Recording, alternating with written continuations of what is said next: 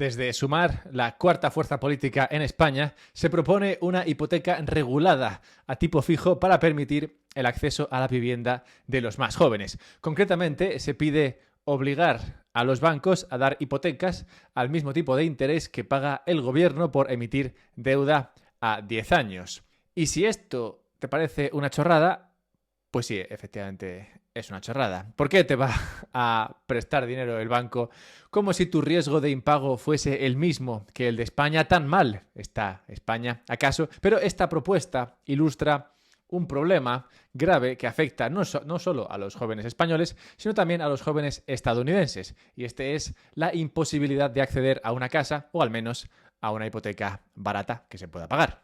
Todo el mundo esperaba que la situación con las hipotecas mejorase con la llegada de los recortes desde la Fed. Todo el mundo esperaba como agua de mayo que Jerome Powell bajase los tipos de interés y así las hipotecas volverían a ser baratas, me podría comprar una casa y podría tener, 2 gatos. Pero no fue esto lo que pasó. La Fed bajó los tipos de interés y las hipotecas no se volvieron más baratas. De hecho, si ves los tipos de interés que pagan por las hipotecas fijas a 30 años en Estados Unidos, verás una subida tras el anuncio de estos recortes en los tipos de interés que se anunciaron por la Fed estadounidense. Así que una hipoteca es hoy más cara, más difícil de conseguir, menos accesible que cuando los tipos estaban más arriba. El sueño de un nido de amor cada vez más lejos. ¿Y por qué no baja lo que tienes que pagar por la hipoteca, al menos en Estados Unidos? ¿Por qué no baja cuando debería haber bajado gracias a esa bajada de los tipos de interés? Pues porque estamos viendo lo que puede ser el comienzo de una revuelta en el mercado de bonos. Una revuelta que ha llevado al bono a 10 años estadounidense a pagar un 5% más de interés en tan solo 5 días. Esto, en el mercado de bonos, es el equivalente a que Bitcoin te caiga un 30%. O sea, el mercado de bonos de Estados Unidos no sube un 5% en 5 días. Eso no debería pasar. Y este bono, a 10 años, es el que marca el precio de las hipotecas. Si este sube, lo que pagas de hipotecas sube. Es decir, si el tipo de interés que paga este bono sube, las hipotecas también te suben. Y visto así, podrías pensar que de alguna manera lo que pedía Sumar ya ha sido concedido. ¿Por qué se está revelando el mercado de deuda más importante del mundo? ¿Qué efectos está teniendo esta revuelta? ¿Y cuándo podremos volver a comprar casas? ¿Será en algún momento? Pues dale like si te gustaría que el gobierno crease inflación para pagarte la hipoteca y veamos esto.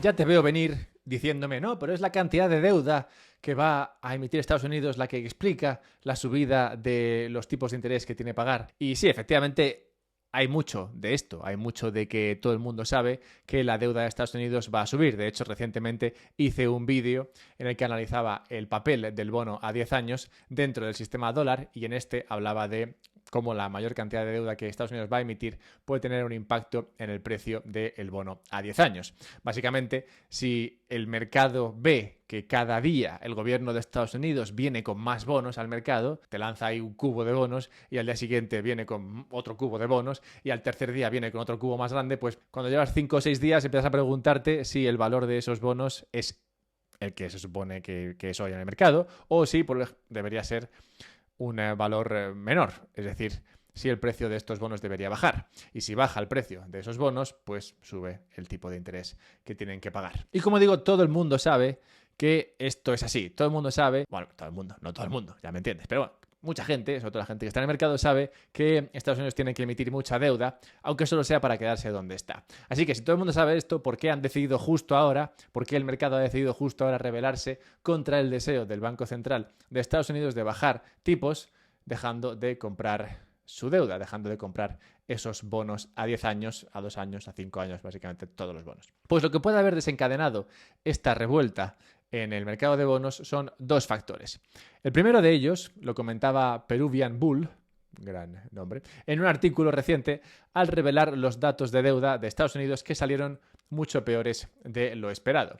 Cito: a principios de octubre salieron los datos de deuda para el año fiscal de Estados Unidos que acaba en septiembre. La cifra resultante fue mucho peor de lo esperado. La deuda había subido 204.000 millones en un solo día y 347.000 millones durante el fin de semana. Lo que está comentando aquí es que el Tesoro de Estados Unidos venía dando cifras de deuda en línea con lo que decía que se iba a endeudar. Es decir, te iba diciendo, me voy a endeudar tanto, y luego se endeudaba tanto.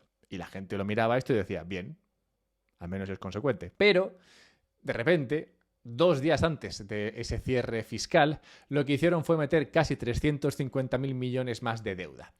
Así como que no queda la cosa. Y para que te hagas una idea, recientemente el Banco de España estimaba que España necesita construir aproximadamente 1,5 millones de viviendas de alquiler social para equipararse a la media europea, lo cual podría requerir una inversión de entre 150.000 y 200.000 millones de euros. Bueno, pues esta cantidad, estas 1,5 millones de viviendas que supuestamente España debería construir, costarían la mitad de lo que Estados Unidos metió de deuda de tapadillo en apenas un par de días. Estas sorpresas, claro, asustan al mercado, que puede esperar que Estados Unidos mantenga una emisión de deuda que podemos considerar astronómica. Eso lo pueden esperar y lo pueden incluso aceptar. Pero lo que no pueden aceptar es que astronómica se quede corta. Y cada mes que pasa, el gobierno de Estados Unidos parece ser capaz de sorprender negativamente con la cantidad de deuda que es capaz de obtener o necesitar.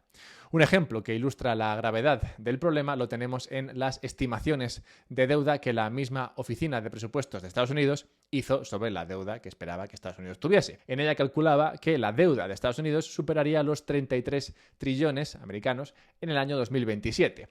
La realidad es que esa cifra la superaron el año pasado. Basándose en la trayectoria de deuda y el nivel de intereses esperado, Peruvian proyecta que la deuda de Estados Unidos llegará a los 40 trillones de dólares en el año 2027. Eso, claro, si no empeora la cosa, eso, claro, si no siguen endeudándose cada vez un poquito más de lo que supuestamente se iban a endeudar.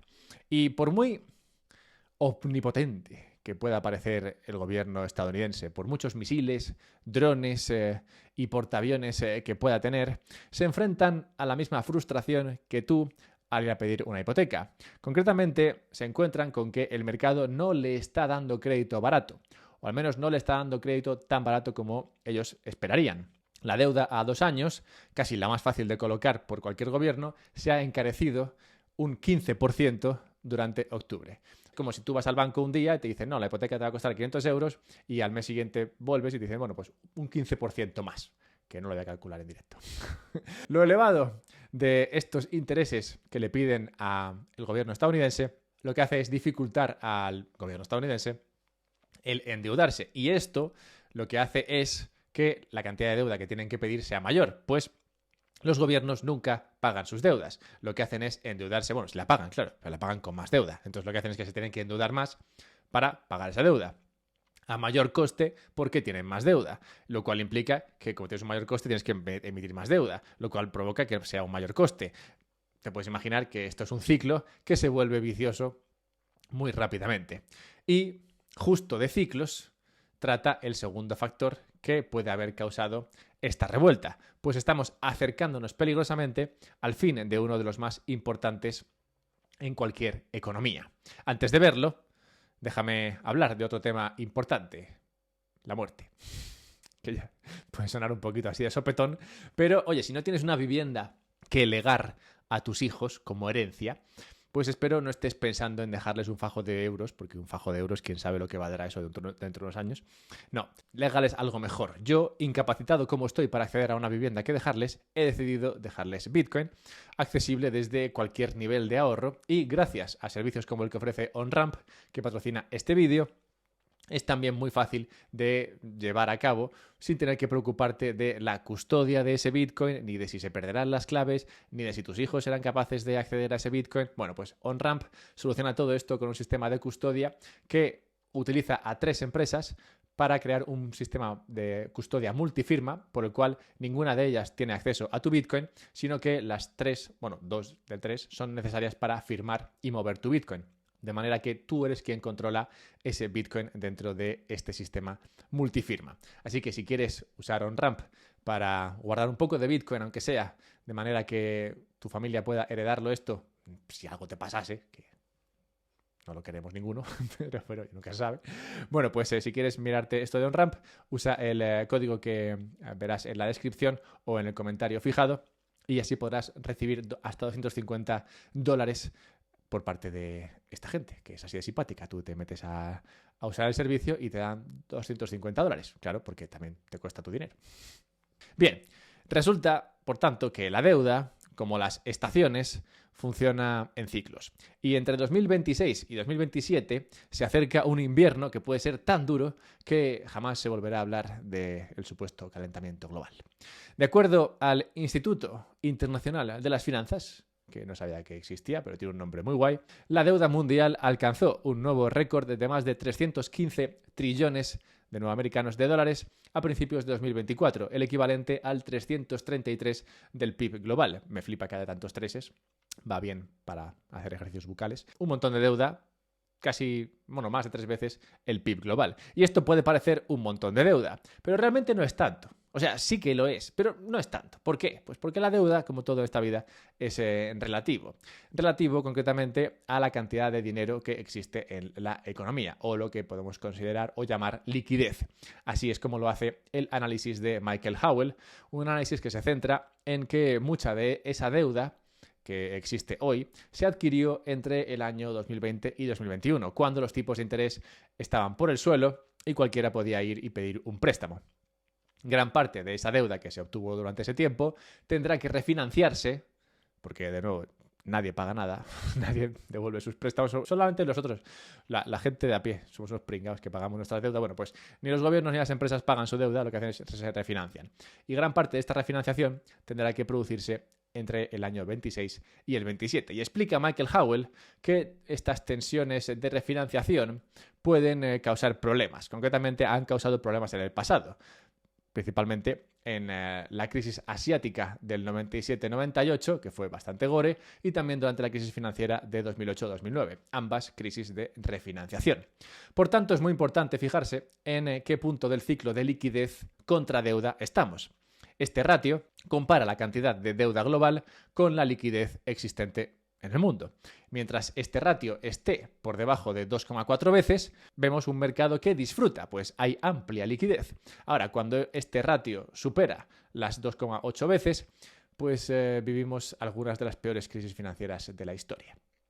Claramente, lo ideal es mantenerlo bajo. Pero el imparable crecimiento de la deuda, que he abordado antes, es lo único que se conoce a ciencia cierta en esta ecuación. La liquidez que exista en el futuro depende de lo que hagan un poco los bancos centrales, principalmente. Esa parte de la ecuación está por ver. Así, si juntamos esta parte comentada hasta ahora con el factor anterior, podríamos hacernos una idea de qué es lo que explica el desinterés que parece estar mostrando el mercado por la deuda estadounidense. Cuanto más se acerca ese muro de deuda por refinanciar, más probable es que los bancos centrales creen toda la liquidez necesaria para que ese ratio no se vaya de madre, y si esto acaba produciéndose, se le restará mucho atractivo a los instrumentos de deuda como son estos bonos estadounidenses. Así, las sorpresas negativas en la forma de más deuda y la pared de deuda que viene, que explica o que comparte Michael Howell, podrían estar detrás del inicio de esta revuelta en el mercado de bonos de Estados Unidos, el cual es quizás el mercado más importante del mundo y responsable, entre otras cosas, de lo que cuesta una hipoteca.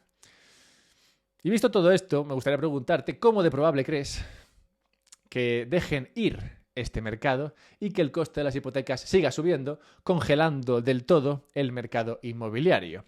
Lo pregunto porque si crees que esto es, digamos, improbable y que harán lo que haga falta para evitar este cruento desenlace, pues ya te digo yo que lo que haga falta es literalmente imprimir dinero. Y si hacen esto, si imprimen dinero, subirá el precio de las casas. Es posible que puedas pagar entonces una hipoteca, pero tendrás que hacerlo durante 50 años. Así que igual lo que más te interesa es, no sé, dejar de pensar tanto en casas y pensar en otros activos que también subirán y activos que puedes comprar independientemente de la cantidad de ahorro que tengas. Activos como por ejemplo Bitcoin, que puedes comprar incluso si eres más pobre que las gallinas. Y antes de cerrar el mañanero de hoy, que han vuelto a ser mañaneros, dejadme simplemente recordaros que podéis suscribiros a la newsletter y así recibís un mail mío los sábados. El de este sábado irá sobre los mongoles, sobre cómo los mongoles acabaron invadiendo China y más bien sobre cómo China se dejó invadir gracias a este gran invento, el dinero papel. Así que mírate eso, mírate OnRamp si quieres $250 y que tus hijos te hereden Bitcoin cuando llegue el triste momento. Y cerremos con la necrológica inversa, recordando el nacimiento, en tal día como hoy, de Marcus Vipsanius Agripa, la mano derecha de César Augusto, quien fue quizás el mejor emperador de Roma. Es interesante la figura de Agripa, a mí siempre me ha gustado, porque el que se lleva todos los laureles, literalmente, es César Augusto. Pero César Augusto era un tipo muy capaz en muchas cuestiones, pero muy incapaz en otras. El que se iba a dar de hostias, básicamente, era siempre Agripa, quien al mando de los ejércitos fue capaz de conseguir que el imperio llegase a casi su máximo esplendor durante esa dupla César Augusto y Agripa, que yo creo que es la mejor dupla que haya existido nunca, solamente al nivel de Estopa, quizás. Y es importante, por tanto, recordar a Agripa porque muchas veces te entristecerá el verte que no eres el tío más famoso del planeta, quizás, pero incluso si no lo eres, puede ser muy útil para que las cosas salgan adelante.